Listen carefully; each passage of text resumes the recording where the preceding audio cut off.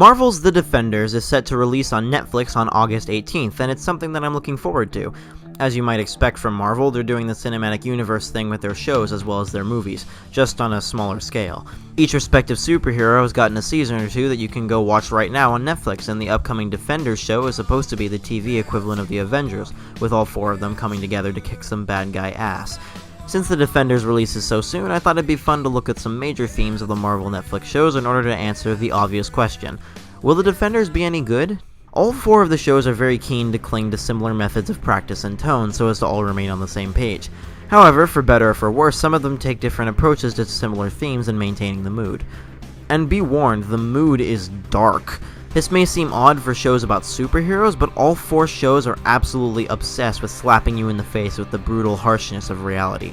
Horrific, bloody imagery is often shown, and the shows are very rated R, whether that's via an excess of sex scenes or via some really dark occurrences. As I mentioned, each of the shows kinda takes its own approach to accomplishing this incredibly dark tone.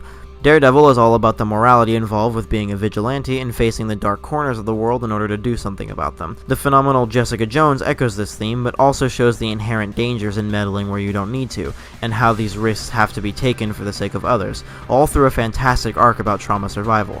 It also touches on some very strong themes about having control, themes that are echoed in Luke Cage, which also looks at identity and again at what it means to be a hero through the lens of crime in the streets of Harlem. And then, Iron Fist is more interested in having dark aspects for the sake of having dark aspects and doesn't really do anything with them. As much as I love the way the themes are explored with this dark mood, the need to constantly maintain it ends up being a detriment. When there's incessant death, destruction, and violence around every corner, you start to become numb to it and it loses its meaning. And this doesn't just refer to the bloody imagery and dark plot beats, but also with how often bad things happen. The audience and the protagonist rarely catch a break. In other words, the ups and downs aren't well paced in that there's not enough ups. This is one aspect of the concept of pacing, and it needs to be taken into account. The only reason RWBY Volume 3 got away with throwing constant darkness in your face is because it had just spent the last 3 years in fucking Disneyland. If you're not going to do something unique like that, then highs and lows need to be evenly doled out and trade back and forth regularly. And that's not always done with the Netflix Marvel TV. Remember, we're looking at overall themes throughout all four shows, so there's bound to be a plethora of exceptions to this, the first episode of Jessica Jones being the first one that comes to mind, but for the most part, I feel as though this criticism applies to all the sagas of Hell's Kitchen. That's not to say all these shows are bad, though. I was thoroughly entertained while watching all of them. Most of them. They're fantastic at establishing strong protagonists with plenty of personality and introducing their backstory in clever, nuanced ways, letting it come out slowly and when necessary instead of all at once.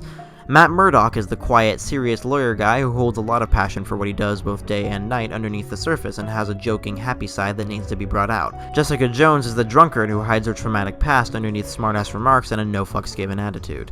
Luke Cage is also hiding a dark past, but with a different strategy of remaining calm, cool, and collected to remain distant from others.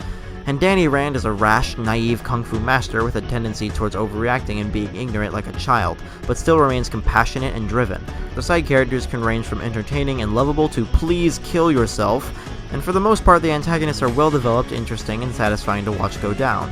When they actually do, that is. So, they get a B+ on exploring themes, a B- on the characters.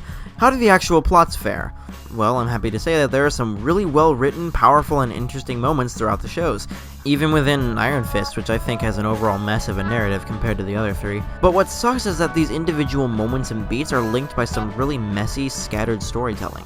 There will be plenty of moments throughout where the show will start chasing a character or a plot beat that you just don't want it to. You end up wishing the show would stay on track. But a lot of that stems from another major problem that all of these shows share, to some extent. It's so slow. In writing, there's a concept called economy that basically means you should only tell as much story as you need. Daredevil, Jessica Jones, Luke Cage, and Iron Fist all have moments in which they tell more story than they need, whether it's with blatant filler or just by lingering on a specific scene or plot beat for far too long. Each season is made of 13-hour-long episodes for the sake of uniformity, but they did not need that many, and they did not need to be an hour long. I think all four shows would have been more entertaining if they would pick up the pace a little and trim some of the fat. Jessica Jones is a little more suited to the slow, methodical pacing since it's less about superheroes fighting in back alleys and more of a suspense thriller about a chess-like manhunt/mind game. But when you watch the others, there's going to be inevitable moments where you're bored out of your mind, especially with Iron Fist. I realize I keep picking on that particular show, so let's get into some justification as to why.